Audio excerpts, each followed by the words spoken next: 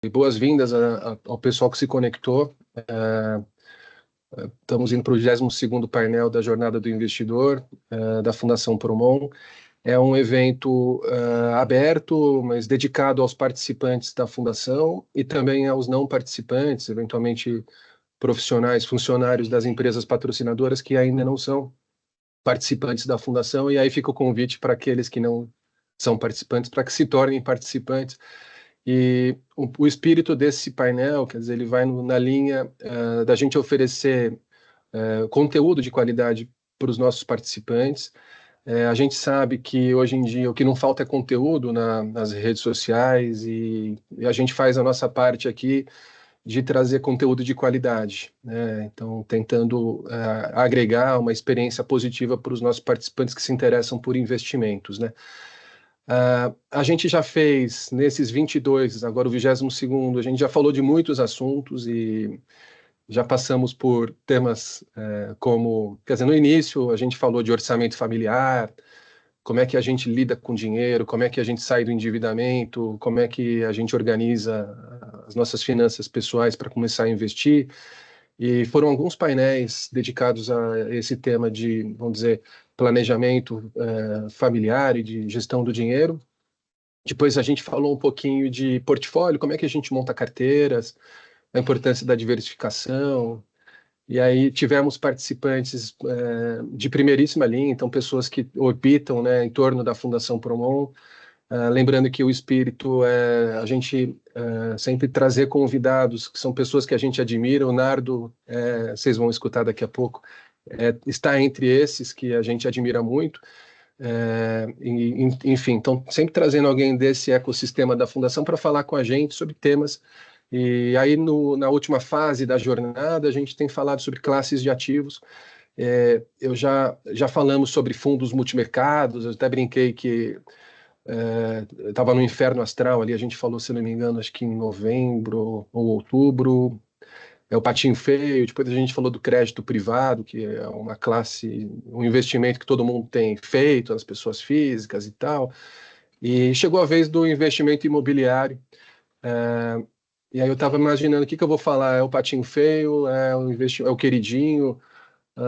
Não sei bem como classificar. O fato é que ele tem se tornado cada vez mais popular, né, entre as pessoas físicas. Então, imagino que muitos de vocês que estão conectados aqui tenham já na carteira própria, assim, na pessoa física, vamos dizer, não na fundação somente.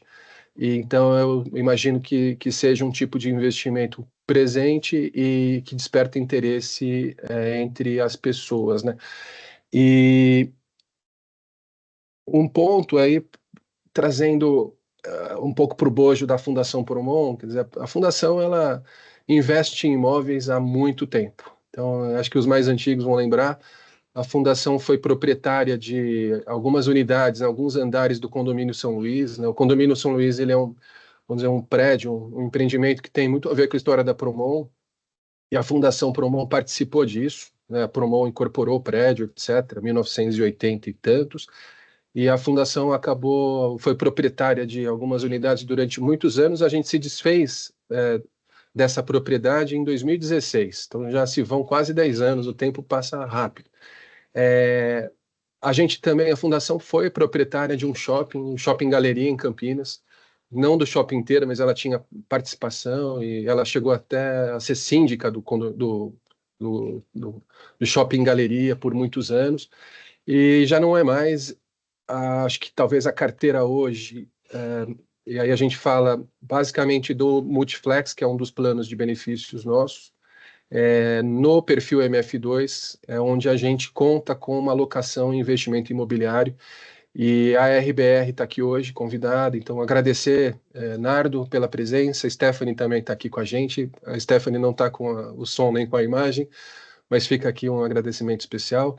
A RBR, ela está naquele quesito de a gente tem uma admiração por eles, e não é à toa que eles fazem parte da gestão da carteira do MF2. Hoje, para quem acompanha os informativos mensais, sabe que o MF2 tem na ordem de 5% da carteira dele em investimentos imobiliários. Esses investimentos não se dão mais, vamos dizer, da forma antiga, vamos dizer assim, que era um investimento direto em imóveis. Hoje em dia o investimento ele tem vamos dizer, uma forma muito mais moderna, muito mais complexa. Então, no limite significa que em vez de a gente ter um prédio na Juscelino Kubitschek ou um shopping em Campinas, a gente tem dezenas de participações em vários, vamos dizer, empreendimentos imobiliários. E isso, obviamente, como vocês podem imaginar, agrega uma complexidade na gestão muito além, né, daquela que a gente tinha anos atrás.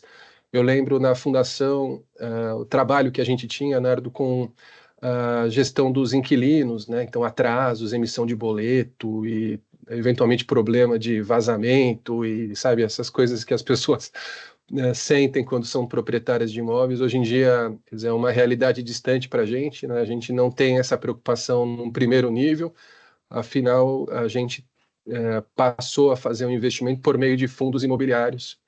E aí, daqui a pouco, você vai poder falar mais para explicar, acho que, vantagens e desvantagens, etc. E uma última coisinha antes de passar para você, que eu acho que é importante. O imóvel, eu acho que gera um fascínio, né? Ele tem vamos dizer, tem muita gente que tem os avós, os pais que falam, poxa, investimento é ter imóveis, né? Vamos ter imóveis e uma carteirinha ali de aluguéis, é uma aposentadoria. Então, uma visão que as pessoas às vezes herdam dos pais e dos avós, e aí daqui a pouco se puder falar um pouquinho sobre isso, né, da sua visão sobre ter essa carteira própria de imóveis e ter essa relação com os inquilinos, etc., manutenção dos imóveis e a forma de fazer via fundo imobiliário. Lembrar, por último, o Nardo vai falar, eu vou até falar agora, acho que um pouquinho da biografia do Nardo. Ele é sócio da RBR, que é essa gestora especializada em investimentos imobiliários, e ele é portfólio manager da área de ativos líquidos e multiestratégia da gestora. Ele é formado no INSPER, né, e tem MBA em Real Estate pela FUPAM, fundação ligada à USP. Então, o Nardo, ele faz gestão, como eu disse, de 5% da carteira do MF2. Ele vai dizer uma série de coisas aqui com as quais nós concordamos, mas não necessariamente concordamos. Então, fica esse disclaimer, assim, de que as opiniões que o Nardo vier a compartilhar não necessariamente são as nossas opiniões, ainda que a gente concorde muito. E a gente também, um disclaimer final, é que a gente não está fazendo nenhuma recomendação propriamente de produtos. Então tem muito mais um caráter educacional, assim, exploratório em relação a entender do que se trata em investimento imobiliário no Brasil e no exterior hoje. Então, dito isso, agradeço mais uma vez, Nardo, passo para você a palavra e muito obrigado. Legal. Primeiro, obrigado, André, obrigado a todo mundo que está aqui com a gente cedo. Agradecer aqui esse convite, né, que a gente recebeu para participar, né, desse bate-papo aqui sobre fundo imobiliário. Acho que a gente vive isso, né, lá na RBR, como o André explicou muito bem, e eu nem vou me alongar muito, não. A gestora que basicamente é Real Estate, é Imobiliário Brasil, mas a RBR se coloca hoje como uma asset de alternativos globais, né? Então a gente, como o André comentou, né, a gente tem um pouquinho de investimento nos Estados Unidos, né? O predominante da RBR, quando a gente olha aqui, né, dentro desses quase 11 bilhões de reais que a gente tem sob gestão, é o Imobiliário Brasil, é onde a gente nasceu especializado e vem atuando aí há 10 anos. Acho que o André comentou no início ali, falou, poxa, eu não sei se fundo imobiliário é o patinho feio, eu não sei se o fundo imobiliário é o queridinho, como é que a gente define isso? Eu prefiro ser mais direto e falar que o fundo imobiliário é o jeito mais eficiente de se investir em imobiliário. O jeito mais eficiente por diversas características, né? A gente até já trocando um pouquinho aqui, depois eu volto, que ele tem diversas características que ajudam, né, o investidor a fazer isso de uma forma mais eficiente. Ele não paga imposto de renda, acho que ninguém gosta de pagar imposto de renda, então é um veículo isento de imposto, ele tem liquidez, algumas coisas estão aqui, algumas coisas a gente vai batendo um papo. Acho que a forma de você montar também um portfólio, né, mais simples, você consegue montar portfólios pequenos e portfólios grandes, você não tem esse problema de ficar discutindo com o inquilino, né, de ter que consertar um cano eventualmente que estourou, você tem ali, você tem um gestor dedicado para aquela atividade fim, e você consegue contratar gestores especializados para as mais diferentes áreas. Se você quiser investir um pouquinho em shopping, você tem um gestor dedicado para isso, assim como isso pode ser feito com todos os outros veículos. Mas, na essência, fundo imobiliário nada mais é do que esses investidores se juntando num condomínio, né, comprando cotas, que muitos investidores pequenininhos juntos têm capacidade de comprar um ativo de qualidade muito boa e que não teriam acesso individualmente para receber esses aluguéis e receber eles imposto de renda via dividendos, né? Então, é mais para desmistificar um pouquinho, né? Eu acho que eu diria que nos últimos 10 anos a RBR atua nessa... a RBR existe aí há 10 anos, né? E do início para cá, a gente escutava mais lá atrás, hoje um pouquinho menos, mas é sempre uma barreira pelo brasileiro, um pouco do que você também comentou, André, de, poxa, o brasileiro tradicionalmente ele investe muito em imóvel, né? Mas a gente já escutou muito de, poxa, mas eu quero ter a escritura. É diferente eu ser dono do imóvel e eu ter um pedacinho de uma cota. Para mim, eu nunca tive imóvel na vida, né, na pessoa física. Eu já nasci investindo dessa forma, via fundo imobiliário. E eu acho uma loucura, como pessoa física, e aí cada um tem sua particularidade, investir direto via em imóveis, a não ser o seu próprio apartamento, para mim, assim, porque né, tem um aspecto mais subjetivo também, que não é só investimento, né, deixar com a sua cara, né, deixar com a cara da esposa, né, porque ela que manda aqui no final. O quanto antes a gente descobre que ela manda, mais cedo a gente é feliz. Então eu já descobri isso faz algum tempo. E via fundo imobiliário eu sempre me senti muito mais confortável. E eu sinto muito confortável. Para mim é igual ter a escritura ou pegar ali meu extrato do banco e ver que eu tenho ali um portfólio investido em fundos imobiliários das diversas classes. Acho que essa é uma parte legal que o André comentou e acho que eu preferi antecipar aqui um pouquinho. Mas só para passar bem rápido aqui, a ideia não é ser um bate-papo longo em nenhum aspecto. Para mim, o mais rico é falar um pouco do que é o nosso dia a dia, e aí eu e o André, o André vai me ajudando também para a gente ir E, batendo um papo, né, André? Leonardo, acho que é isso. Esse é o espírito do bate-papo. E aí aproveitar para introduzir a Elaine também está aqui com a gente. Aí, acho que as pessoas já conhecem a Elaine é da Fundação Promon também. Ela e eu tocamos os investimentos da Fundação e a Elaine vai ajudar aqui. Espero que tenhamos muitas perguntas aí da turma via chat para a gente poder repassando para o Nardo. Então, incentivar que todo mundo faça pergunta. Eu sei que depois da primeira já acabou de aparecer uma e deixar para a Elaine. Elaine, você me ajuda nas perguntas e, Nardo, vamos tocando o barco aqui. Legal. Quanto mais bate-papo for aqui o formato, para a gente é sempre mais legal. Só para terminar um pouquinho essa introdução de RBR, quando a gente olha para o Brasil, como é que a RBR nasceu, né? A RBR nasceu lá atrás, em 2015, focando com foco muito em desenvolvimento, os profissionais, né? Eu fui controller de incorporadora, os dois sócios fundadores foram de incorporadora também, um foi CEO, o outro de uma tradicional família incorporadora de São Paulo. Então, isso traz todo o DNA, eu diria assim, da RBR, que é um DNA de tijolo, né? A gente brinca, tem gestoras que vêm de um DNA financeiro, o nosso DNA é muito do tijolo. Poxa, qual que é a qualidade do ativo, quais são os inquilinos, qual que é o risco, esse é o nosso olhar. E ao longo do tempo, qual que era a ideia da RBR lá atrás, né? A gente poder ser essa casa especializada em real estate, e hoje é um pouquinho mais amplo do que isso, como eu comentei, e a gente foi desenvolvendo essas outras estratégias. Então, uma estratégia de renda em que o desenvolvimento, só para deixar claro, a gente compra terrenos, desenvolve prédios residenciais, corporativos e logísticos, vende e devolve para os nossos investidores, remunerando esse capital. Então, aqui o aspecto não é essa renda mensal, que é o que a maioria busca, é um bolso específico. Essas outras estratégias, sim, combina mais com essa estratégia de renda mensal, né? Então, no tijolo, a gente compra prédios, compra galpões, esses prédios ficam alugados e a gente devolve mensalmente esse capital para os investidores. No crédito, que são os famosos CRIs aqui, certificados de recebíveis imobiliários, nada mais é do que a gente emprestar um recurso para empresas que precisam desse recurso, combinando uma taxa de juros, que esse capital vai ser remunerado, inflação mais 8, 9, 10% ao ano, CDI mais 1, 2, 3, 5% ao ano, só que a gente sempre tem uma garantia imobiliária por trás.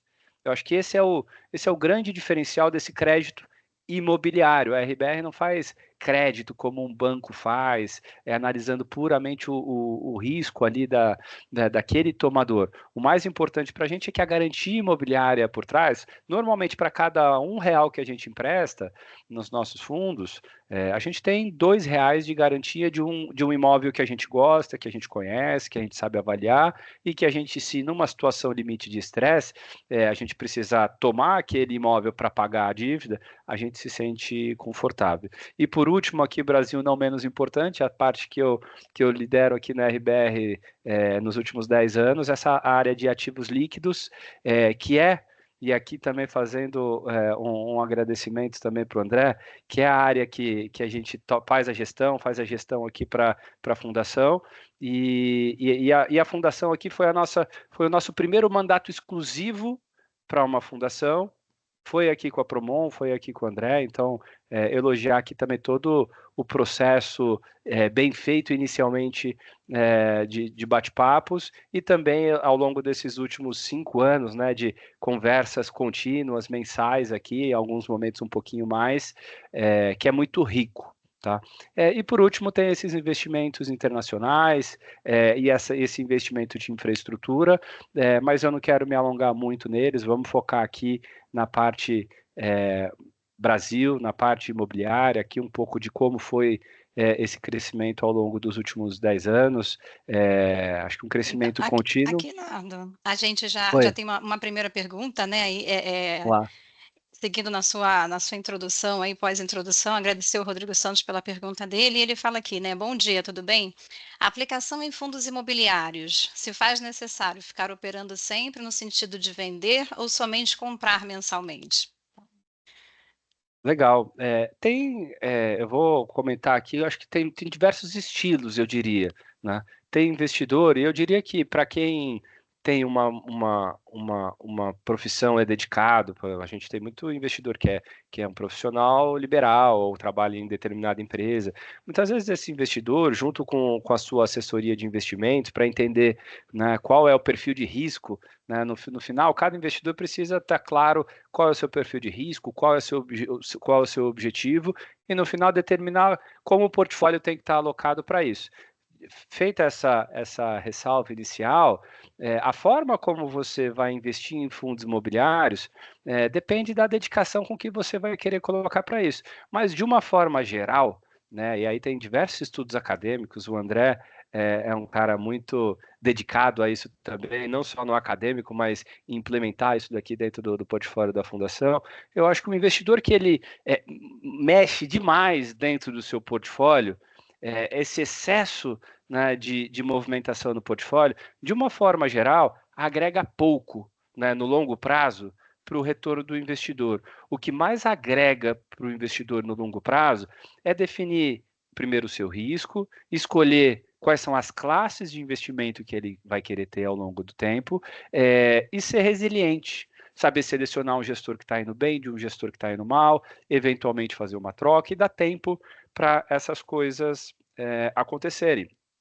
Ao longo dos anos, vai ter ano que uma classe vai ir muito bem e uma classe vai ir muito mal.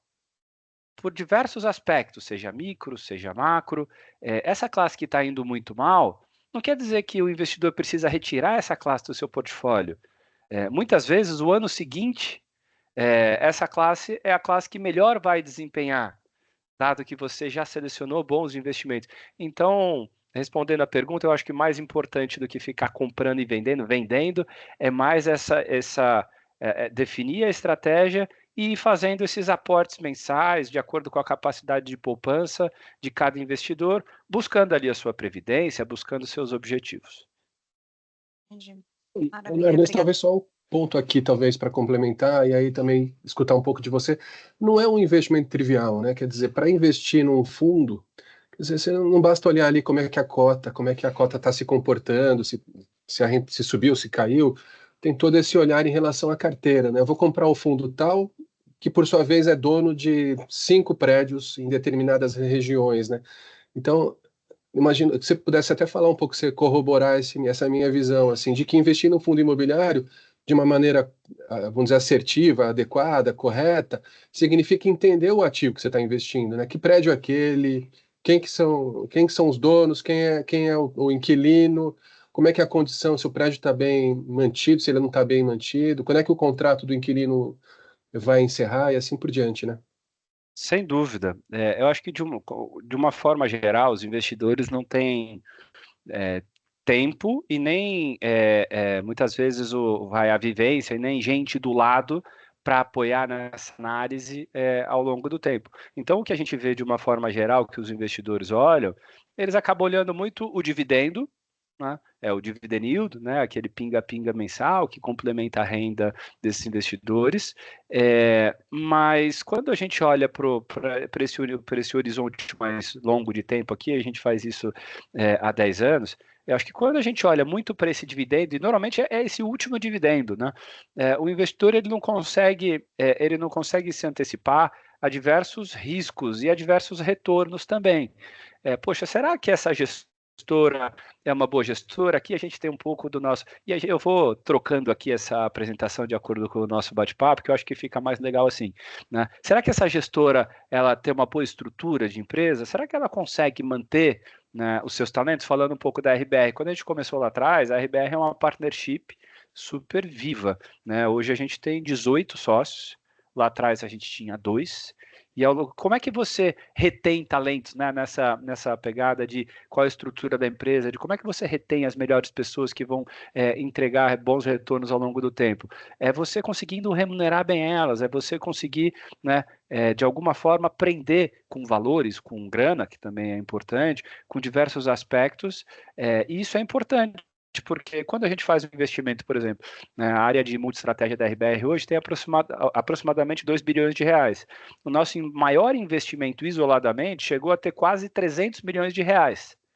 Como é que a gente consegue ter um investimento de 300 milhões de reais num fundo especificamente, que você não tem uma liquidez, né? Você não consegue sair disso em um dia, um mês, provavelmente nem em um ano. Então você precisa acreditar muito naquela. E acreditar é acreditar numa série de quesitos, né? Pô, se o gestor que está lá, imagina, a gente foi lá, fez uma diligência, o gestor é um gestor brilhante.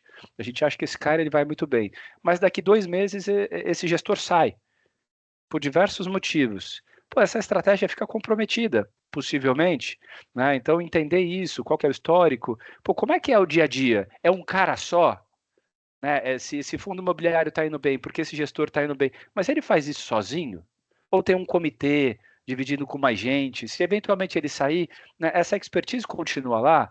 Né? Igual o André comentou, poxa, o Nardo toca aqui. Não é só o Nardo, tem toda uma equipe por trás, tem um time, tem um comitê, é um colegiado assim de discussão. É importante por todo o viés que eu possa ter aqui, mas é um comitê. Não é isolado, não tem nenhum one-man show. Pô, a gestora ela é transparente, né? Ela divulga um bom relatório mensal, o investidor consegue entender o que está acontecendo lá dentro, lendo o relatório mensal, vendo planilha de fundamentos, tem webcast. Então, tem uma série desses quesitos, eu não quero passar por todos eles aqui no bate-papo para não ficar tão pesado, mas que é super importante para quê? Para a gente conseguir olhar para frente. Eu acho que muitas vezes o investidor olha para trás, para o dividendo, mas não está olhando para o risco. Poxa, será que esse dividendo vem de um contrato que o contrato acaba daqui 3 meses? Ou será que imagina um galpão que é alugado para uma empresa, será que é uma ótima empresa que vai ficar de 10 anos e o aluguel vai subir? Ou será que é uma empresa que está indo mal das pernas e provavelmente vai sair? Será que é uma região que esse tipo de galpão é demandado? Se essa empresa sair, tem fila, né, de locatário para entrar no lugar dela e continuar. Então, entender todas essas características ao longo do tempo para a gente colocar dentro, para deixar no nosso portfólio no tamanho correto, esse é o processo mais rico. Eu falo de uma forma geral, esse investidor que vive menos esse dia a dia, eu acho que esse investimento estratégico ele é mais rico. Quando a gente está aqui no dia a dia, na gestão desse portfólio, a gente acaba sendo muito mais micro, né, nesses aspectos, né? Então, por exemplo, dentro da RBR hoje, a gente cobre aproximadamente 130 fundos imobiliários listados, então a gente tem um time, né, de 4 pessoas dedicadas só para isso, mais todo um time, né, de 68 pessoas que a gente tem na RBR, porque quando eu vou analisar um galpão, a RBR tem fundos de galpão, né? Eu tenho uma área para ir lá e conversar. Poxa, que preço que aluga cada galpão? Qual que é o preço de venda se eu fosse vender isso? Eu consigo fazer a mesma coisa com imóveis corporativos, eu consigo fazer isso com os fundos de crédito. Então, acho que esse é o processo rico de você entender o que está lá dentro e tentar se antecipar. Eu diria que de imobiliário, seja fundo imobiliário ou seja para comprar um prédio, o mais importante é comprar bem, né? Você ganha dinheiro uma vez só, que é quando você compra. Se você comprou um imóvel ou um fundo com imóveis mal localizados e pagou caro, dificilmente você consegue remunerar bem seu capital. Então, esse entendimento de risco e de ativos é super importante. Consegui responder aí, né, André? Com certeza. E lembrar que você vai falar daqui a pouco, acho, questão da. É um mercado dominado por pessoas físicas, né? Sim, Então, muitas vezes os preços se comportam de uma maneira não tão razoável, assim. Então, o prédio, se você for ver o prédio, quanto que vale o prédio, ele vale X, só que no preço da tela da bolsa ele está X menos alguma coisa, ou X mais, e tem algum descolamento em relação aos fundamentos, e isso implica em uma série de oportunidades, né, Nardo? Que também acho que passa pela pergunta que veio do Rodrigo agora há pouco, assim, de se compra e vai comprando, ou eventualmente tem um trading aí, esse olhar meio oportunístico, né? sem dúvida. É muito louco, né? Usando a expressão certa, esse mercado secundário, porque eu entendo, né? Acho que eu entendo um pouco da racionalidade do investidor e da pessoa física mesmo, né? A gente é humano, então a gente tende a se comportar muito com o nosso emocional. Né? Então, quando as cotas estão caindo, quando o juro está subindo, quando você só lê notícia ruim, né, do jornal, né, que o juro vai subir, que as coisas estão caindo, os investidores se afetam. Aí você olha seu investimento lá na corretora caindo 10%, 15%, 20%, e muitas vezes o investidor, nessa hora que ele está assustado, ele está com medo, ele acaba vendendo, porque ele quer ficar tranquilo, ele quer dormir em paz, ele não quer ficar pensando nisso. E muitas vezes na hora, né, que as cotas estão subindo bastante, porque o juro está caindo, porque as coisas estão indo bem, é, os investidores acabam comprando, né? Então, muito comprando quando ele está feliz, quando ele está animado, e vendendo quando ele está com medo. E o que a gente tenta fazer de diferente? A gente tenta deixar um pouquinho desse emocional de lado e focar muito no racional. Tá caro, tá barato? Quão barato tá? Será que o valor desse prédio que vale 20 mil reais o metro quadrado, que está em bolsa por 10 mil reais o metro quadrado, está justificando esse risco que a gente está vendo de mercado secundário? Né? Quando a gente olha esse 76% aqui, né, desse mercado de fundo imobiliário, e olha a diferença para ações, né? Em ações a gente fala de 15% do volume negociado por pessoa física. Quando a gente fala de fundo imobiliário, a gente fala de mais de 70%. Isso traz um componente de precificação de mercado secundário um pouquinho diferente. E para a gente, por mais que seja ruim, vamos dizer assim, por um aspecto para a indústria, essa volatilidade, no final, para um gestor de portfólio, volatilidade é espetacular, porque ter volatilidade, os imóveis caindo muito e subindo muito, gera oportunidade de comprar barato e tentar vender caro. Quando a gente compra um imóvel e ele fica ali, né, de uma forma linear, sem volatilidade, não tem oportunidade.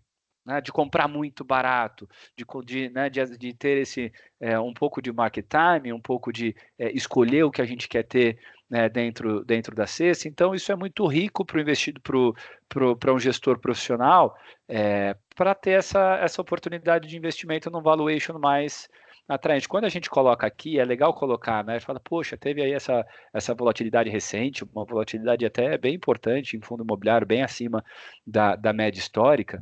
Mas quando a gente olha para um horizonte mais longo aqui de 15 anos e compara essa linha azul, né, o IFIX, que é dos fundos imobiliários, e a linha cinza é o Ibovespa. Poxa, o IFIX, ele entregou numa média, nos últimos 15 anos, quase 3 vezes mais retorno do que o Ibovespa.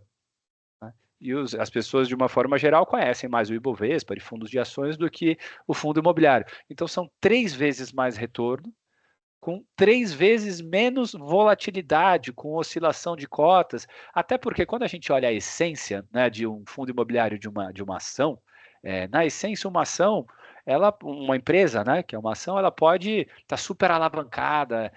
Tem diversas empresas que faliram, que fecharam ao longo do tempo. E quando a gente vai para a esteira de fundo imobiliário, e aí já falando um pouquinho, né, de segmentação, a gente não tem casos assim de uma forma geral, porque no fundo você pode dividir em duas, né, esses fundos imobiliários, em crédito.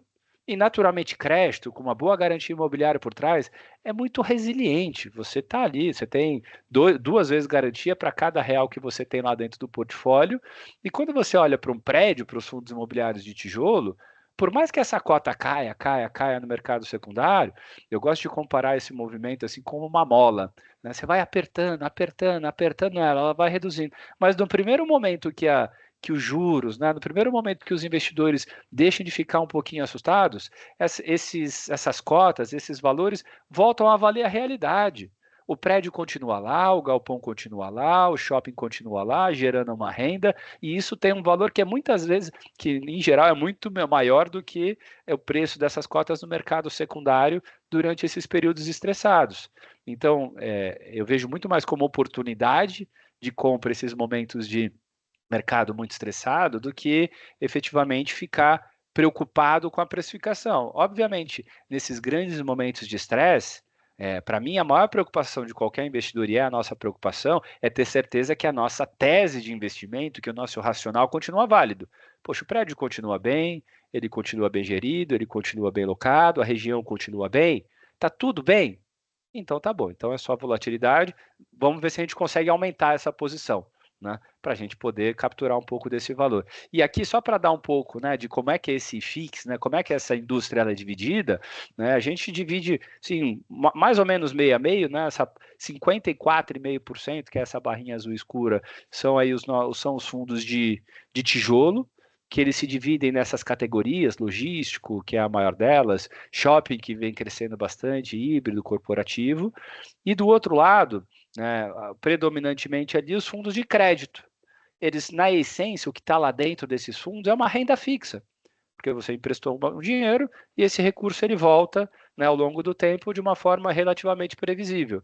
Não é uma renda fixa, porque está dentro de um fundo imobiliário, esse fundo imobiliário é negociado em bolsa e tem a sua volatilidade, mas o risco intrínseco é de uma renda fixa. Então, acho que quando a gente fala do IFIX, de fundos imobiliários, essa é a nossa cesta. E quando a gente faz aqui a gestão ao longo do tempo, como é que a gente vai gerando valor, né? Que a gente tem aqui, esse aqui é o histórico da RBR, fazendo essa gestão de fundos imobiliários ao longo do tempo. Como é que a gente gera valor, assim, além de estar alocado em ativos que a gente considera mais resilientes, de melhor qualidade, em regiões. Quando a gente fala resiliente, melhor qualidade, em último aspecto, a gente quer ter imóveis dentro do nosso portfólio que estão em regiões que o aluguel vai subir. Se o aluguel vai subir, eu vou ter mais dividendo, e na hora que a gente quiser vender essas cotas ou essa ação, a gente acredita que ela vai ter se valorizado. E se no meio desse caminho apareceu uma crise muito severa, com o juros subindo muito, a nossa resposta para isso, acho que a gente vem percebendo ao longo dos últimos 10 anos que é uma prática, nesses piores momentos, os ativos que têm mais fundamento são mais resilientes, eles caem menos, porque na prática os investidores acabam não vendendo ativos de muita qualidade. E, por outro lado, para os investidores que querem vender durante esse período, você tem muita gente querendo comprar. Poxa, eu vou comprar o melhor ativo de shopping, um exemplo, sei lá, o shopping Iguatemi em São Paulo. Se alguém quiser vender ele com 10% de desconto, você tem ali 2, 3, 10 compradores. Agora, se tem um imóvel mal localizado, classe B, classe C, na qualidade ruim, num momento como esse de mercado, muitas vezes você não tem um comprador. Né? Então, quando a gente olha quando a gente olha para o IFIX, ele entregou 3 vezes, quase 3 vezes o Ibovespa ao longo dos últimos 10 anos. O nosso histórico é de quase 3 vezes o IFIX. Então, mostrando um pouco de que trazer uma gestão ativa em cima, dessa classe agrega, mas simplesmente alocar de uma forma passiva já foi muito superior do que foi alocar de uma forma passiva no Ibovespa. Nardo, e pegando um pouco desse gancho, né, e às vezes essa passividade ela veio muito atrelada à nossa falta de acompanhamento dos investimentos, né? Às vezes a gente investe em alguma coisa e não está tão atenta ao que está investindo. E o Rodrigo trouxe aqui outra pergunta para a gente, obrigada, Rodrigo. E ele fala assim como eu, acredito que existam mais pessoas físicas nesse mesmo processo. Tenho investimentos em fundos e mensalmente caem poucos dividendos, mas faz alguns meses que não analiso ou invisto mais. Isso pode, de alguma forma, me fazer perder dinheiro? Vale a pena um estudo sobre cada fundo que tenho? Dá uma dica sobre essa questão, por favor. E ele já agradece aqui. Vamos lá, isso aqui é o nosso dia a dia, né? Exato. Eu acho que acompanhar. Eu sou economista, né? Como o André comentou, me formei aqui no INSPER em São Paulo, e eu lembro a primeira aula, assim, né, de economia, com o professor, e ele definindo ali o que era um economista, né? Eu acho que o economista, na essência, vai pensando mais na pessoa física, é um profissional que faz o dinheiro trabalhar por você e não pelo dinheiro.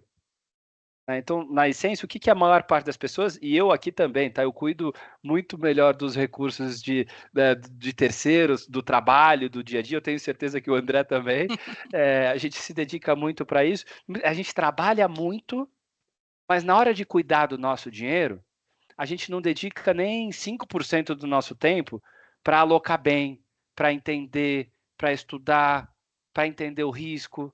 E se eu não for querer acompanhar isso, ou não tenho tempo, e a maioria não vai ter tempo mesmo, deixa eu delegar essa gestão para terceiros. Tudo bem, aí você pode gastar um tempo uma vez só e uma vez a cada período para entender se aquele gestor continua fazendo um bom trabalho, né? Mas investir e não acompanhar, a chance de você ter uma surpresa ao longo do tempo é relevante, porque às vezes aquele investimento era um bom investimento naquele momento, depois ele deixou de ser, e o que a gente mais escuta ao longo da vida com nossos próprios amigos, ciclo de convivência, é um call.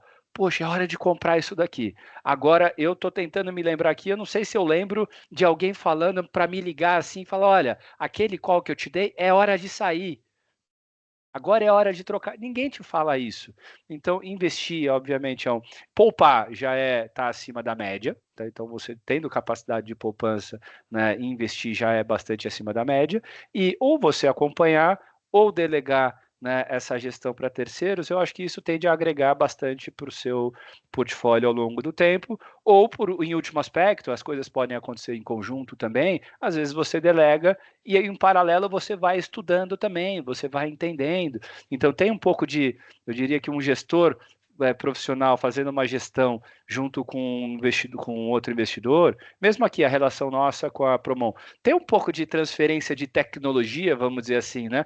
Poxa, a nossa cabeça, a gente está batendo papo faz 5 anos aqui. Eu aprendi muito com o André e com a Fundação, e eu tenho certeza que eles aprenderam bastante também com a nossa forma de pensar, como a gente faz, o que a gente faz. Então, esse tipo de relação é muito bondade legal. Sua, Nardo.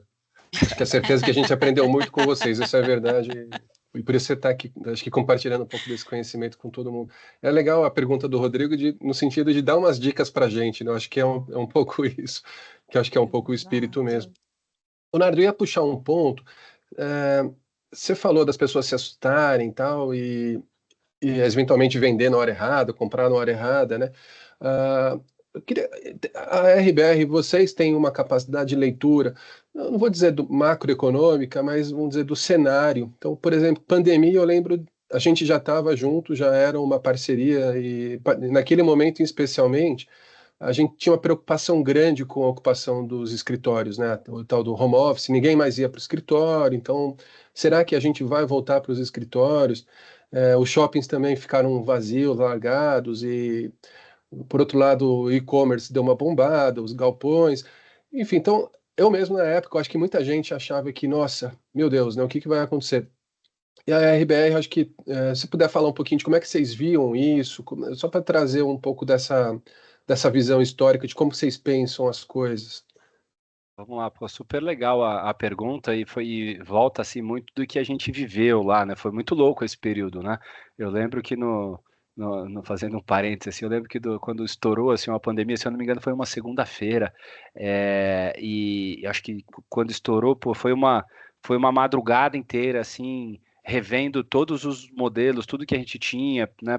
Porque no final a gente precisava abrir o dia seguinte sabendo, tendo uma opinião, né? Se alguma coisa importante, como eu comentei, né? Toda vez que tem alguma mudança de mercado muito abrupta, eu acho que um gestor profissional ele tem que estar muito racional. Então você tem que reforçar suas convicções, passar por todas as premissas e ver se alguma coisa mudou. Então a gente ficou uma madrugada inteira revendo tudo. E quando a gente vai para esse aspecto, né, do corporativo, né, que foi o home office, o escritório, pô, será que vai acabar? Será que não vai acabar? Cara, a primeira análise é ficar extremamente preocupado, né? Primeiro como mundo, como pessoa. Minha esposa estava grávida na época também, então é uma nova vivência ali, né, das pessoas, né? A empresa mudando a forma de fazer gestão, todo mundo indo para casa, a gente fazia reunião de manhã, à tarde, à noite, 3 vezes por dia, todo mundo, todos os sócios em conjunto. Mas a nossa primeira, respondendo de uma forma mais direta, para escritório, a nossa primeira decisão, logo nos primeiros dias, a gente esperou ali uma semana, 10 dias, foi fazer uma pesquisa com as pessoas, porque na essência, fala, pô, o escritório vai acabar, as pessoas vão, a gente via muito jornal, né? Poxa, o imóvel vai acabar, as pessoas vão ficar de casa, não precisa mais, está tudo bem. Agora a gente se perguntou, poxa, mas alguém perguntou para as pessoas o que elas querem? Elas querem ficar em casa para sempre? Né? Passado ali um período, elas querem ficar em casa para sempre. Então, depois de a gente tomou essa decisão de fazer, né, essa pesquisa, a gente esperou um tempinho, né, até dar uma acalmada ali, e todo mundo entender um pouco de como é que ia ser, né, e no final a gente fez uma pesquisa com cerca de 200 pessoas, que era um universo que a gente conseguiu montar, acho que um universo bem representativo e diferente em termos de perfil, né, de pessoas. E no final, naquela época, a gente já teve uma boa impressão de que as pessoas elas não queriam ficar todo dia em casa. Elas gostaram do aspecto de flexibilidade. Aí se você perguntasse, pô, você quer flexibilidade? Quero, mas normalmente as pessoas queriam flexibilidade ou às segundas ou às sextas-feiras. Tá?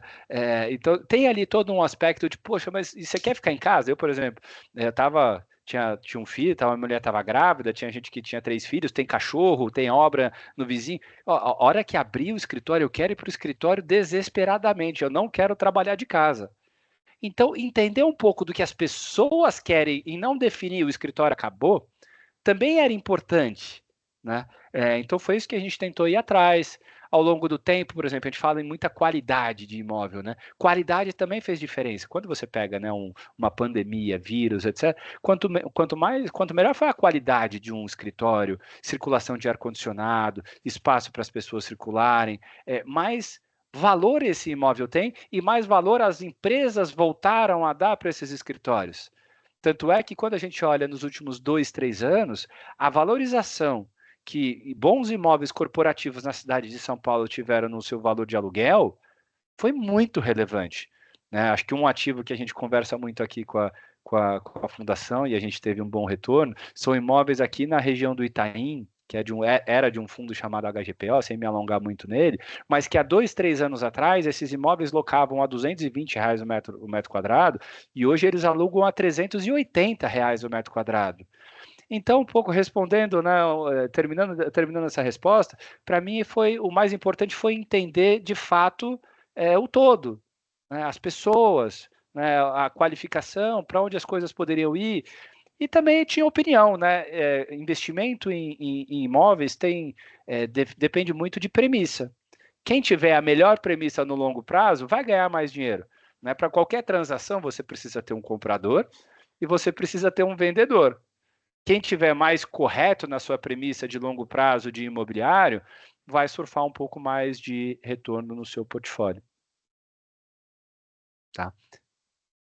Eu sei que você tem um slide que fala bem sobre isso, que é a questão, a gente discute cenários e tenta ler a conjuntura, faz pesquisa para saber se as pessoas querem ficar em casa, não querem, mas o juro acaba tendo um papel determinante, né, Nardo, para explicar vamos dizer, a dinâmica do mercado imobiliário, né? Sem dúvida. Quando a gente olha para esse fundo imobiliário ao longo do tempo, e aqui a gente compara o desempenho, né, desse azul escuro, que são as cotas de fundo imobiliário subindo e caindo, com o desempenho de um título público, né, do Tesouro, que é a NTNB, que é um título que a gente compara muito com imóveis, porque o que a gente espera ter de retorno no imóvel, de uma forma geral, quando a gente investe no longo prazo? A gente espera que esse imóvel se valorize pelo menos pela inflação, e, além disso, receber o aluguel. Né? Então, é sempre uma inflação mais alguma coisa. Então, a gente usa aqui a NTNB, que é esse título do governo, porque ele também faz isso. Ele nos remunera pela inflação, mais uma taxa de juro. E aqui a gente consegue ver que esse azul escuro, né, principalmente nos momentos em que ele sobe muito, muitas vezes isso é acompanhado por esse azul claro, que é esse título público, com as taxas de juros caindo. Ou seja, imagina que eu tenho um imóvel que me dá 10% ao ano de renda. E um título público do governo me remunera 8% ao ano de renda. Poxa, eu tenho uma atratividade, eu pagaria 10 nesse imóvel, para dar um exemplo. Pô, e se daqui a um ano o governo não me paga mais 8? Agora o governo só me paga 5. Pô, aquele excesso de retorno que eu tinha, que era de 2% ao ano para comprar imóvel, agora é de 5% ao ano. Eu ganho o dobro investindo em imóveis do que investindo, né, nesse título público. Então, eu quero ter mais imóveis. Está muito bom. Então, normalmente, quando essa taxa de juros cai, os imóveis acabam essas cotas de fundo imobiliário, elas acabam se valorizando, porque é justamente o investidor, né, procurando manter aquele retorno robusto que ele tinha e que caiu porque o título público agora paga menos juros. Então, acho que essa correlação é bastante alta, e aqui, acho que de importante, do meu lado, a gente e depois a gente vai para mais bate-papo, mais perguntas, o que a gente tenta olhar no longo prazo, buscando essas oportunidades de compra? Né? Quando que a gente acha, o que a gente quer fazer como casa? Eu quero tem um sócio que brinca comigo, e que a gente fica ali fazendo transação de mercado secundário ao longo do ano, né? Ele falou, cara, é simples, é só comprar barato e vender caro. Se você fizer isso todo dia, tá tudo bem. É uma brincadeira, mas na essência, quando a gente olha para esse gráfico, o que é esse gráfico aqui? Ele mostra se as cotas dos fundos imobiliários estão abaixo, então quando está abaixo de zero, nessa linha reta, é porque os fundos estão no mercado secundário, lá na bolsa, eles estão abaixo do valor patrimonial. Patrimonial aqui pensa como se fosse o valor justo, tá? É o valor justo desses imóveis. Então, quando essas cotas estão abaixo do valor patrimonial, eu tenho um desconto, que é onde a gente está hoje. Né? Esse do lado direito aqui, né, em janeiro 25, é um pouco do que a gente passou agora. E quando a gente está acima do zero, que foi o que aconteceu ali, principalmente em 2019, que a gente passou por um momento muito forte, foi um momento de juros baixos, um momento de expectativa muito boa de economia. Então, essas cotas subiram muito, muito rápido e os fundos ficaram caros. Ficaram ali 20%, 25% acima do valor justo. Mas, como essência, o que a gente busca? Tentar identificar esses momentos e a gente está passando por um deles agora. Quando a gente olha esse gráfico tem 15 anos, um pouco menos de 15 anos aqui. Esse nível de desconto que a gente está vendo de fundo imobiliário agora, a gente só viu nos últimos 15 anos em 3 oportunidades. 3. São muito poucos os momentos em que o investidor que está olhando para o longo prazo, para compor um portfólio, para compor uma renda mensal, né, seja para previdência ou seja para outros usos, é um momento muito oportuno para longo prazo. Agora, o problema, muitas vezes, é que para investir nesse momento, vai contra o comportamento das pessoas, que é o medo. Poxa, caiu muito, tá muito volátil, tá subindo e caindo. Minhas cotas na corretora tá lá com -5, -10, -15.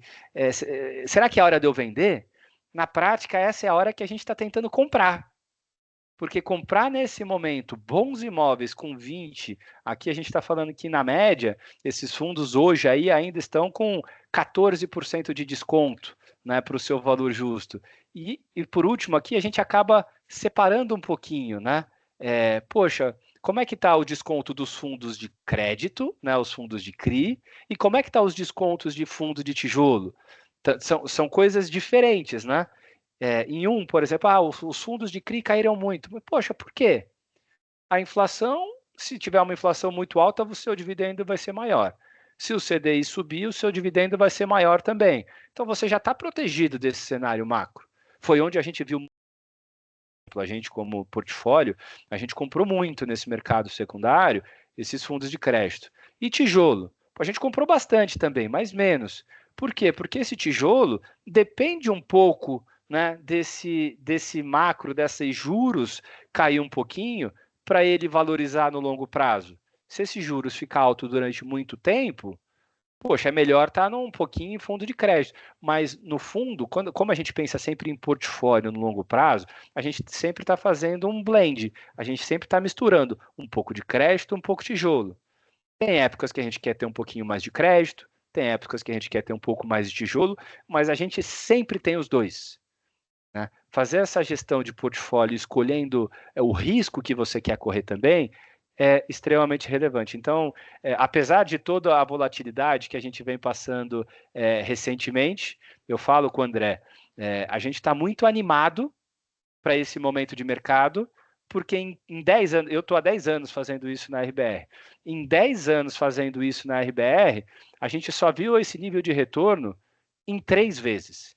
E olhando esse retorno histórico aqui que a gente tem, né, desses últimos 10 anos, a essência desse retorno foi essa: tentar buscar esses bons momentos, bons momentos como investimento em valuation, que normalmente é um momento ruim de macroeconomia, mas sempre comprando excelentes ativos. Esses bons ativos imobiliários, né, num primeiro momento que a economia normalize, vamos dizer assim, pode demorar mais, pode durar menos, mas normaliza.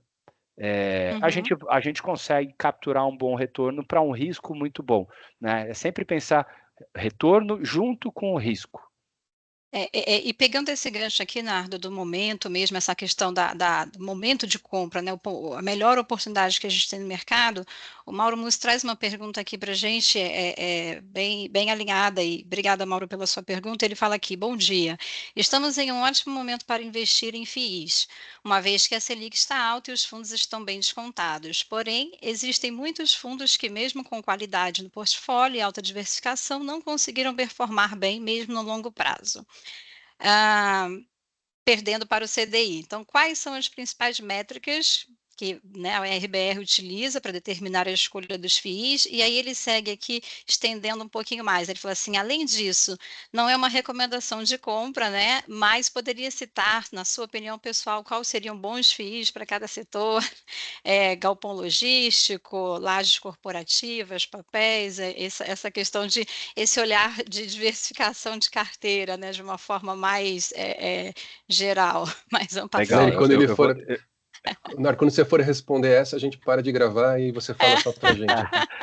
Eu vou tentar responder essa, mas se eu esquecer de uma parte, você me ajuda, tá, Elaine? Okay. Primeiro, para comentar um pouco desse CDI de longo prazo, eu acho que bater CDI de longo prazo no Brasil não é uma tarefa simples, né? Eu acho que isso mesmo, por isso mesmo já se coloca que a gente não vem apresentando um crescimento como país robusto há bastante tempo, né? Porque eu acho que é uma taxa de juros elevada, ela é punitiva, né? Ela segura a economia. E por que a gente tem uma taxa de juros elevada, entre outros aspectos? Aí que eu vou dar a minha opinião. Eu acho que, de uma forma geral, ao longo do tempo, a gente gasta mal como país e gasta demais. Né? Igual dentro de casa, dentro da família, seu orçamento precisa estar equilibrado. Se você precisa pagar ali o juro do banco, tem que separar o dinheiro do juro do banco, tem que separar o dinheiro para você amortizar, você tem que estar preparado, né, para administrar bem essa dívida. Não importa se você tem uma dívida grande, tá bom, mas eu estou mostrando para o banco que eu tenho capacidade de pagar, que eu estou preocupado, que eu estou fazendo minha lição de casa, tá tudo bem. Agora, no momento em que você mostra que você não está preocupado, que você está gastando mais do que arrecada, que você não está fazendo o superávit primário, né? Pelo menos um superávit primário, que é o que é o que se fala muito no mercado. Poxa, os investidores ficam com medo, né? Pô, será que esse cara vai me pagar? Ou será que ele não vai me pagar? E você vai pedindo um pouquinho mais de taxa de juros. Então, esse CDI realmente é elevado no longo prazo.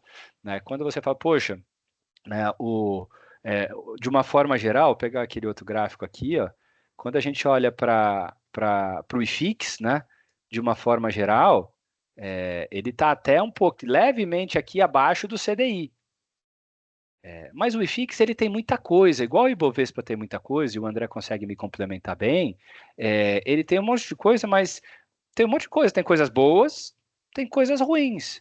Então, tendo aqui uma gestão ativa boa, selecionando bons imóveis, selecionando bons fundos de crédito, tentando entrar na hora certa, né, aumentando um pouquinho, né, tamanho em determinados momentos, olhando para esses estresses de mercado como oportunidade, a gente consegue buscar um retorno relativamente consistente ao longo do tempo. O nosso histórico de retorno aqui desde 2015 é de CDI mais 6. Então, bater o CDI nesse período, né, mesmo com o IFIX que não foi tão bem, mostra que é possível, né, você está bem alocado. Mas, com certeza, acho que sua pergunta é super válida. Tem diversos fundos que não entregaram o CDI. E acho Não é que aqui também trivial. passa acho que um pouquinho por aquilo que a gente falou lá atrás, né? Não só a questão de selecionar gestores, mas de determinar quanto que você vai colocar, né, dos seus investimentos pessoais, quanto você vai colocar um pouquinho de CDI, um pouquinho em fundos imobiliários, fazer essa diversificação da sua carteira, dos seus investimentos pessoais, também é importante para definir e você conseguir aproveitar esses ganhos que cada classe de ativos pode proporcionar, né, nesses investimentos ao longo do prazo, né? E Elaine, só ia trazer o nosso número aqui para as pessoas, o número da Fundação Promon com a RBR. A gente entrou em julho de 2020. Então, pandemia estava ali, a gente estava ainda preocupado. Eu estava preocupado para caramba. Ninguém Então, foi uma sabia, né, decisão. como é que as Ninguém coisas sabia. iam ficar, é De verdade. lá para cá, acho que dá para ter um pouco dessa sensibilidade. O nosso investimento imobiliário deu 62%, arredondando, tá? Enquanto que o CDI deu 52%. Então, em 5 anos, deu CDI mais 10 aqui para a Fundação Promon. Mostra um pouquinho disso que está sendo dito, da importância, quer dizer, de uma gestão ativa, desse olhar oportunístico, de De explorar entrar no momento eventualmente certo também, né? eventuais arbitragens, né, de aproveitar Exato. o susto dos outros para, enfim, comprar um ativo barato e assim por diante, mas não é fácil, não é trivial. E tem, por exemplo, Realmente. tem estratégias que a gente acaba fazendo que depende muito de ter tamanho também. Tem investimentos em que a gente consegue fazer igual uma pessoa física poderia fazer, e tem investimentos que muitas vezes envolveram, imagina, a gente já chegou a fazer isso 3 vezes como gestor ao longo dos últimos 10 anos. Tem um fundo imobiliário que a gente gosta muito no mercado secundário, que ele está sendo mal precificado, porque ele tem uma vacância, ou porque o dividendo dele é um pouco mais baixo mesmo, mas a gente acredita muito que esse dividendo vai crescer ao longo do tempo. E o que a gente já fez? Teve um fundo de 600 milhões de reais que a gente comprou 30, 40% desse fundo no mercado secundário, comprando as cotas, e no final a nossa saída não foi vender essa cota no mercado secundário. Dentro da regulamentação do setor, né, o que a gente consegue fazer? Chamar uma assembleia com os cotistas e falar, pessoal, a minha sugestão é a gente vender esse imóvel para um investidor institucional ou qualquer tipo de investidor que queira pagar esse determinado preço que a gente acha justo. Vamos tentar procurar um comprador? E a gente já conseguiu fazer, como eu comentei, 3 vezes isso, comprando barato no mercado secundário, que a gente via esses imóveis mal precificados, porque o investidor olhava muito para o dividendo de curto prazo, e a gente conseguiu vender eu não vou dizer caro, eu vou dizer um preço justo. A gente conseguiu vender bem esse imóvel para um outro investidor, né, que não é esse investidor de renda mensal, mas é um investidor que quer ficar com esse imóvel por 20 anos, porque sabe da qualidade do imóvel, e capturar um retorno muito relevante. Mas por que a gente conseguiu fazer isso? Porque a gente conseguiu colocar 150, 200, 300 milhões de reais em um único ativo. Então, isso envolve, claramente, ter uma confiança muito grande naquele imóvel, naquele risco, que no final é um risco que se toma. E, felizmente, nessas 3 ocasiões, a gente conseguiu vender e capturar um retorno bastante relevante para os nossos investidores.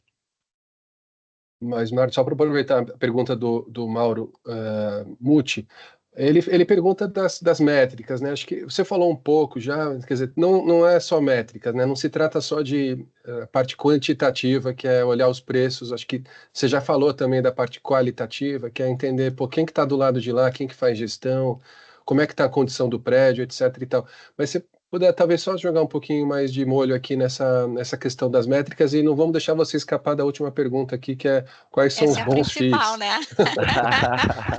Vou começar pela mais fácil aqui.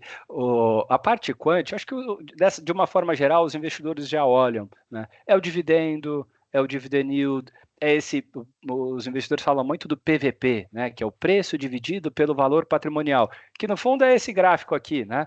Só que a gente olha num espectro mais longo prazo, porque às vezes você olha no curto prazo, parece que foi uma queda enorme, mas quando você contextualiza num gráfico de 15 anos, você vê que é um movimento super pequenininho. Então, dividendo, liquidez, né, é super importante quando você entra num determinado fundo, você saber que você consegue entrar e na hora que você quiser sair, você consegue sair, né? Liquidez, poxa, quais são as taxas que você paga para aquele gestor? Qual é a taxa de gestão? Tem taxa de performance? Entrando um pouco de quali, mas pô, tem um bom relatório mensal? Eu consigo entender de verdade onde eu estou investindo? Então, colocando todas essas características, eu acho que te ajuda a tomar uma decisão de longo prazo. Pô, eu estou investindo no shopping, qual que é o risco desse shopping? Poxa, eu achava que era um dos melhores riscos de tijolo e continuo achando. Mas, poxa, teve uma pandemia. Foi o cara que mais sofreu, porque o shopping fechou. Poxa, tem um risco aqui, então já deixei ele identificado. Em crédito, eu estou investindo num crédito que tem mais taxa de juros, mas ele é mais arriscado. Eu estou investindo num crédito que tem menos taxa de juros, mas ele é muito seguro. Então, ir fazendo um pouco desse blend de quantitativo, que são essas métricas que a gente falou, com um pouco desse qualitativo, vai te ajudar a fugir dos grandes erros. Eu falo bastante para o André, né? Eu falo, poxa, acho que para mim o principal trabalho de um bom gestor de longo prazo é fugir, desculpa a palavra, eu vou usar uma palavra melhor, dos grandes erros. Fugir dos grandes erros é mais relevante, de uma forma geral, do que acertar a mosca branca voando e ter um retorno espetacular em um determinado ativo. Você precisa ter resiliência, entregando bons resultados, mas, poxa, imagina, eu tenho 20% ao ano durante vários anos e tem um determinado ano que a gente faz menos 50%. É difícil recuperar isso. Quando você erra de uma forma muito importante, e aí tem concentração, né, tem tamanho, por exemplo, como a Elaine comentou e a gente falou um pouquinho antes, poxa, a gente percebe muitas vezes que o investidor está com mais risco, com mais fundo imobiliário, para dar o exemplo aqui do que deveria, quando vem uma volatilidade muito grande e ele fica muito incomodado. Normalmente, uma coisa que te incomoda muito é porque é relevante, é muito relevante dentro do seu patrimônio. Então, muitas vezes, acertar o size, o tamanho, né, da posição dentro do seu portfólio é super importante para você conseguir passar esses períodos de volatilidade conseguindo dormir à noite. Para mim, a melhor definição de minha posição está do tamanho certo ou está do tamanho errado, eu levo para a vida isso, seja no pessoal ou no profissional. Cara, se eu deitar na cama à noite para dormir e eu estou pensando naquela posição, tá errado. Tá maior do que deveria. E, Nardo, até aproveitando esse slide aqui, o que você está falando, quer dizer, está todo mundo muito assustado, né, com o mundo, não só com o Brasil, acho que até no final do ano, quer dizer, tinha uma visão meio construtiva em relação aos Estados Unidos, né, a excepcionalidade americana, e aí os emergentes, vamos dizer, tudo que não é, vamos dizer, ex-US começou a sofrer muito, e esse gráfico mostra ali aquela bolinha a churada ali, mostra um período de depressão total, assim, de todo mundo achando que, meu Deus, né, o que que vai acontecer? E aí é isso que você está trazendo dessa visão técnica, né? Vamos dizer, olhar números, vamos fazer uma análise mais equilibrada. Isso é importante para tentar fugir um pouco desses sentimentos, às vezes sentimentos coletivos, né?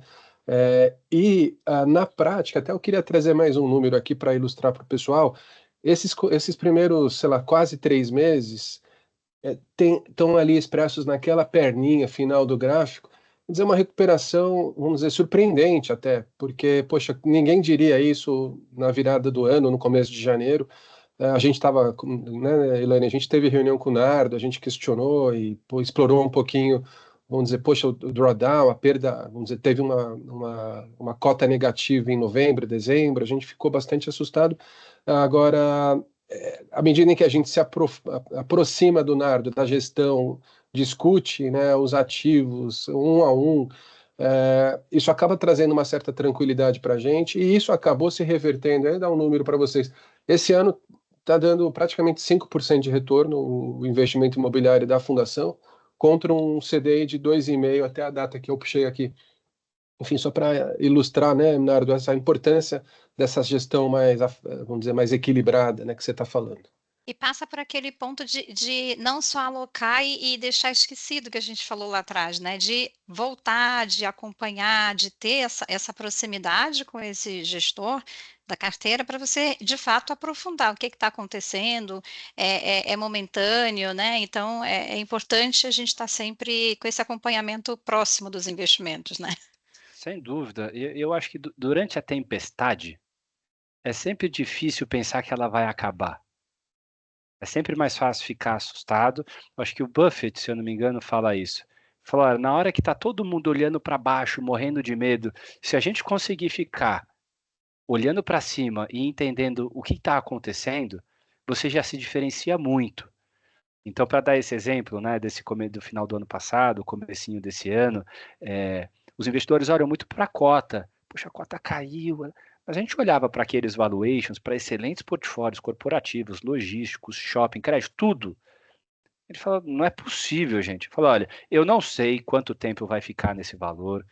E você nunca sabe se pode piorar, sempre pode piorar. Você comprou pode cair mais 10%? Pode. Pode cair mais 20%? Pode. Mas aquele valor é tão gritante, é tão descontado para o valor justo, que chega a determinados momentos que, como alocadores, né, a gente fala, olha, nesse momento de mercado eu quero tomar o máximo possível que eu conseguir disso. Por exemplo, de dezembro ao começo de fevereiro, nós aqui na RBR, a gente tinha um pouco de caixa que a gente tinha preservado ao longo do ano passado, né, e a gente comprou cerca de 300 milhões de reais no mercado secundário entre dezembro e fevereiro. Aproximadamente isso. Eu gostaria de ter comprado um pouquinho mais, faltou tempo. Né? A gente conversava com o André, com a Elaine, com a turma, e eles, né, poxa, o que vocês acham? Cara, o que você gostaria? Sendo um pouquinho sádico, mas para o lado positivo do portfólio, poxa, eu gostaria que o mercado ficasse assim, nesses níveis de preço, por mais 30, 40, 50 dias. Porque é uma indústria que não tem uma liquidez tão relevante. Quando a gente tem um portfólio grande, como o nosso de 2 bi, demora um pouco para alocar. Então você consegue alocar um pouquinho por dia. Então a gente já sabe, porque a gente monitora tudo online, mensalmente, com essa equipe de análise dentro de casa, com aquele processo de investimento que a gente comentou. Mas entre escolher o que a gente quer e conseguir comprar tudo que a gente quer, tem uma distância. E aí vira uma batalha. E aí é um outro aspecto também, que além do aspecto analítico, que a gente falou muito aqui, é conseguir implementar. Uma coisa é você dar um call, como um research, sem tirar nenhum mérito disso, é você dar um call, olha, estou recomendando comprar. Outra coisa é comprar 100, 150, 200, 300 milhões de reais no mercado secundário, porque muitas vezes, normalmente quando esses preços caem muito, a liquidez diminui bastante também. Então, quando a gente olha aqui, né, que tem um gráfico de liquidez que a gente mostra aqui, ó, no final do ano passado, essa indústria chegou a bater 400 milhões de reais de liquidez, num momento mais estressado. Quando a gente olha para esse comecinho de ano, a gente já está numa liquidez de 200, 250 milhões de reais. Então, para você se mexer com um portfólio grande, demora um pouquinho também. Então, acho que esse é o aspecto relevante, identificar o que a gente quer, identificar que nível de desconto justifica aquele risco e conseguir viabilizar. E aí é compra de mercado secundário, é conhecer quem são os investidores do fundo para ver se eventualmente tem um cara grande para vender uma posição para a gente conseguir montar de uma forma mais rápida, é conversar com o mercado inteiro. Então tem um pouco de arte nessa ciência também para conseguir implementar, né, esses bons portfólios. E também está acompanhando. Acho que acompanhar é super relevante. Eu acho que um aspecto que eu acho super legal quando a gente olha essa evolução do número de cotistas, que por mais que a gente fala, poxa, os investidores ficam assustados, eles vendem durante esse período, as cotas caem. Em todos os meses dos últimos anos, dos últimos bons anos, que a gente está olhando aqui 5, 10 anos, a gente viu crescimento do número de investidores em fundos imobiliários. Isso aqui só reforça quão eficiente, quão interessante é a classe para compor o portfólio dos investidores. Quando a gente olha para retorno e para volatilidade, a gente vê que bate by far, né, em muito Ibovespa, e mesmo com essa volatilidade que a gente vê que existe, a gente continua vendo o número de investidores crescente.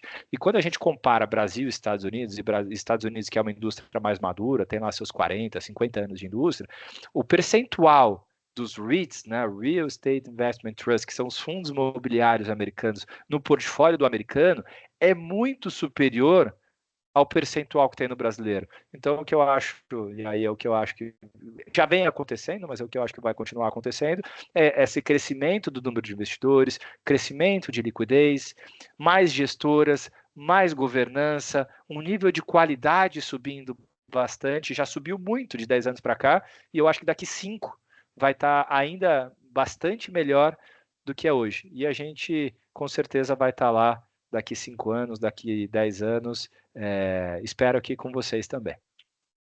Claro, deixa a pergunta lá dos X para o final, vamos deixar um suspense aqui para você dar os códigos tal para a turma. Mas sabe, aproveitar, você falou de Estados Unidos, fala um pouquinho para a gente, sei que vocês têm uma atuação importante lá fora, em Nova York, se eu não me engano, né, fazendo retrofit de prédios residenciais. Poder falar um pouquinho do momento do mercado imobiliário nos Estados Unidos, aproveitar aqui e falar um pouquinho dessa geografia. Vamos lá. Eu acho que como qualquer mercado, né, isso vale para o Brasil, isso vale para os Estados Unidos, o macroeconômico é super relevante. Né? Pô, se o juro está subindo, está caindo, a perspectiva do juro é subir ou cair, você vai ter mais, vai ter menos inflação. Então, nesse aspecto, né, o que a gente está vivendo aqui, a gente acaba passando um pouquinho lá também. Né? Esse juro americano, ele veio subindo também nesses últimos anos, né? Ainda tem um juro longo relevante, mas já com alguma perspectiva, o investidor já tentando ver ali, tentando se antecipar ao movimento de queda de juros, e normalmente nesses movimentos de queda de juros, os imóveis eles acabam se valorizando, tendo um aproveitamento de mercado bom. Dentro do que a gente faz nos Estados Unidos, acho que o que mais se destaca em termos de volume é esse residencial, esse multifamily americano, que o que a gente faz, né, traduzindo isso daí? A gente compra pequenos prédios residenciais para quem acompanha aqueles episódios de Friends, que tinha lá aqueles prédios baixinhos de tijolinho aparente, escadinha por fora, prédios pequenos de 10 a 20 quartos, assim. Normalmente esses prédios são de uma família, há muitos anos, 10, 20, 30 anos. O que a gente se propõe a fazer ali é algo muito específico, que é comprar esse tipo de prédio em Nova York, em Manhattan, em Brooklyn. Então, o setor mais resiliente de imobiliário do mundo é o residencial, né, esse multifamily.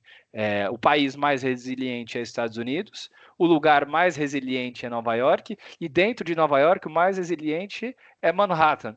Então, a gente tentou, quando a gente quis dar esse passo, essa internacionalização da RBR, a gente quis ir para o lugar e para a estratégia mais que a gente entendeu que é a mais segura do mundo, mas com uma alocação em dólar. Né, preservando esse capital de longo prazo em dólar também, que é bastante relevante. Tem uma discussão, né, acho que a própria fundação, as fundações de uma forma geral discutem, né, queremos ter um pouquinho de exposição lá, não queremos ter exposição, mas basicamente o que a gente faz é comprar esses prédios dessas famílias que muitas vezes não tem um capital para deixar, ela vive da renda, mas ela não consegue colocar um dinheiro para reformar, deixar novinho, então muitas vezes pega um aluguel que ele vai deteriorando, então a gente compra, reforma, seleciona ali parceiros especializados naquela estratégia para reformar, deixar o prédio novinho, aluga um pouco mais caro, porque um imóvel novinho você aluga um pouquinho mais caro do que um imóvel velho, fica ali 2, 3, 4 anos e depois tenta vender com ganho de capital.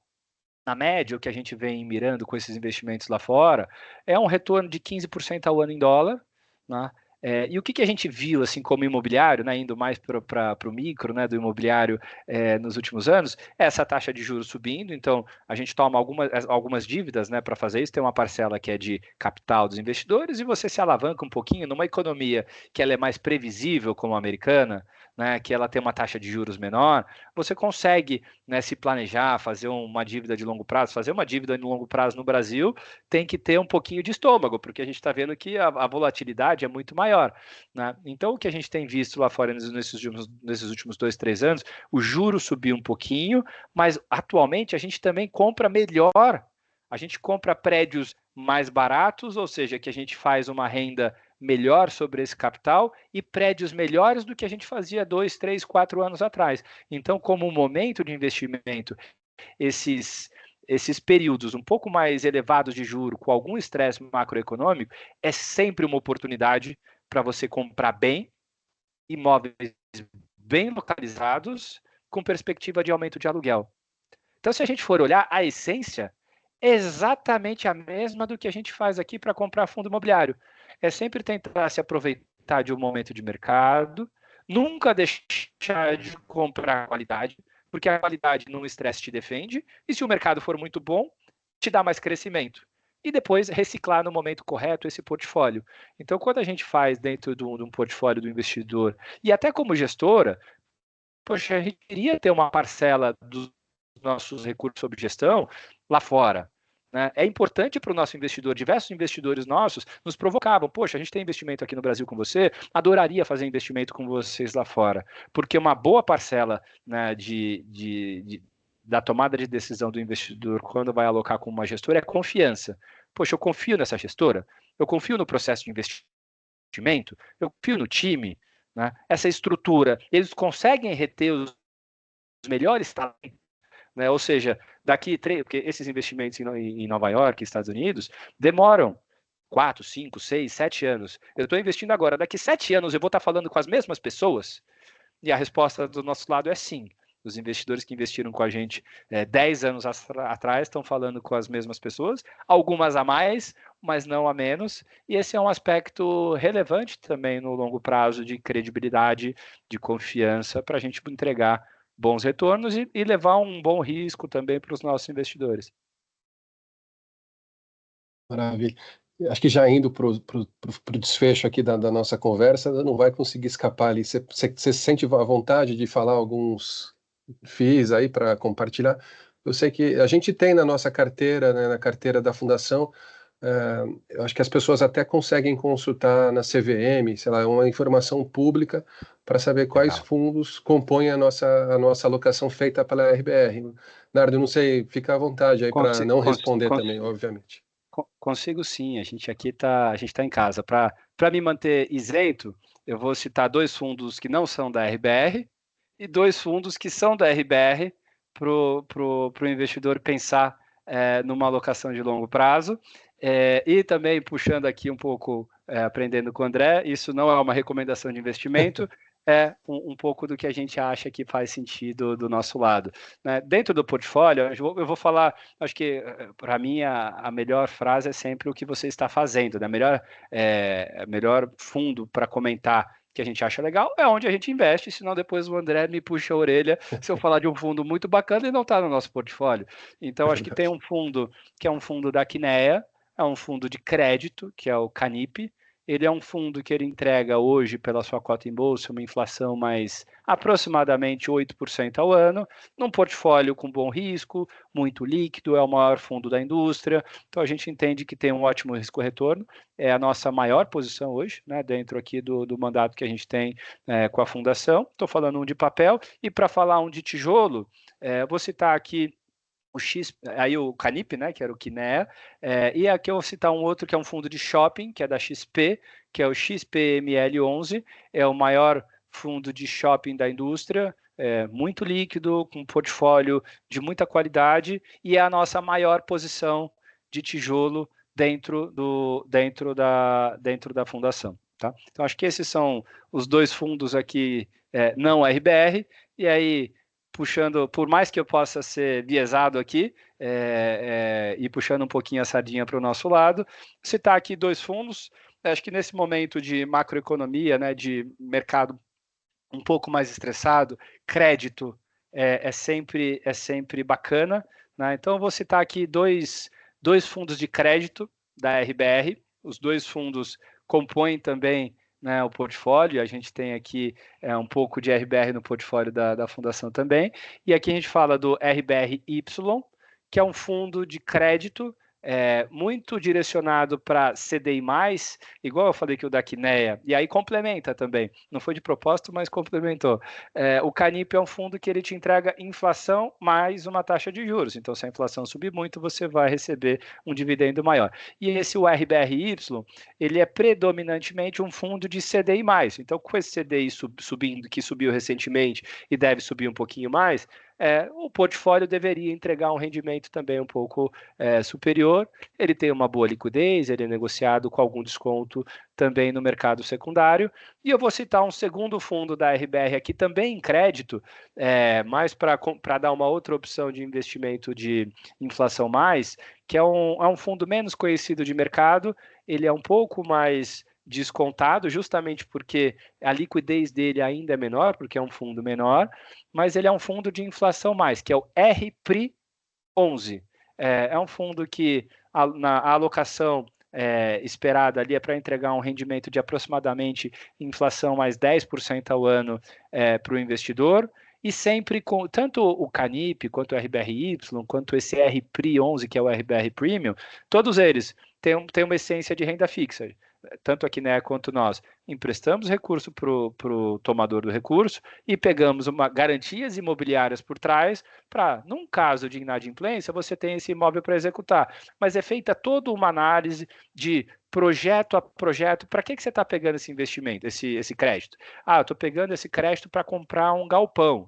Legal, então esse galpão vai gerar uma renda, essa renda vai ser alugada, tem um aluguel, esse aluguel está no preço certo, não está no preço certo. Então é feito toda uma análise para você nunca precisar, né, tirar aquela garantia para pagar. Você quer sempre que essa dívida se pague sozinha, e até hoje a gente teve sucesso nisso, a Quineia também.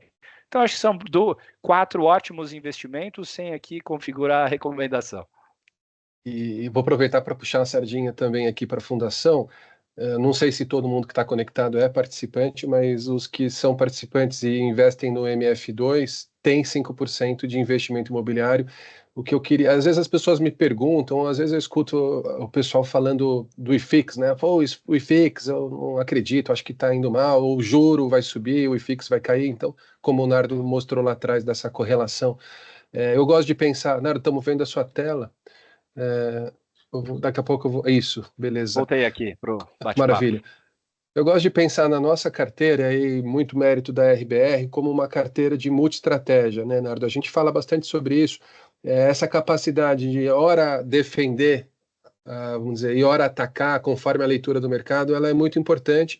Então, por trás disso, tem essa leitura de gestão ativa, né? Então, de olhar o mercado, ter uma visão do que está acontecendo. É hora de eu atacar, é hora de eu defender. Então, o nosso fundo com a RBR acho que faz muito bem isso. E então ele acaba, que eu gosto de pensar nisso e às vezes, enfim, para entender bem a estratégia, ele não é um replicador do IFIX, né? Pelo contrário, ele tem essa agregação de gestão ativa, tem ia falar um ponto agora que me fugiu. Um olhar que eu também acho que é um aspecto importante da gestão que o Nardo faz, que é muito voltado para eventos, né? Então, você falou do HGPO, né, Nardo? Que são os prédios na Rua Amauri, você não entrou muito em detalhes, mas é um case super interessante. A RBR já vinha com esse investimento há algum tempo, né? Acho que mais de 2 anos, talvez, não sei. E com esse olhar de que aquele prédio poderia ser consolidado, enfim, tinha um olhar de evento. de eventualmente, vou entrar no fundo imobiliário, mas sabendo que aquele ativo tem uma atratividade tão grande que eu estou conseguindo prever para ele um desfecho, uma saída muito positiva lá na frente. Então tem a gestão ativa, hora atacando, hora defendendo, e tem também um olhar, vamos dizer, de eventos, assim, vou olhar para o mercado e tentar capturar oportunidades, às vezes que as pessoas não estão vendo. Enfim, então acaba que a gente pode, eu também tenho na física, não monitoro tão bem, né, Nardo? É um pouco do que você falou, assim, acho que a gente gasta muito tempo na pessoa jurídica e na pessoa física, às vezes acaba ficando esquecido. Mas eu acabo tendo meus fundos, mas eu não tenho dúvida que ter essa gestão profissional especializada agrega um baita de um valor. É isso aí. Então, com isso, estamos chegando ao fim. Queria agradecer a todo mundo que participou aqui. Então, poxa, acho que foi um painel bacana. Como eu tinha dito, né, o Nardo, putz, conhece muito, daria para falar muito mais, né, Nardo, fazer um dia inteiro de painel. Eu vou colocar aqui na tela a pesquisa de satisfação. Nardo, se os resultados forem bons, eu compartilho com você depois. Então, pedir para quem está aqui até o final que possa nos ajudar com, sei lá, são 2 perguntas. Uma pergunta é aberta para deixar ideias, sugestões. Como eu falei, pô, que horário é melhor para vocês? Quais são os próximos temas que vocês gostariam que a gente abordasse? Então, a pesquisa é aberta e aí as contribuições de vocês são muito ricas para a gente. Gente, é isso. Muito obrigado, Nardo. Muito obrigado, Stephanie, que ficou mutada aí, ainda bem. Obrigado a vocês e para todo mundo que acompanhou a gente aqui. Foi um prazer. Maravilha. Obrigado. Obrigada, pessoal. Obrigada. Tchau, tchau. Tchau, tchau.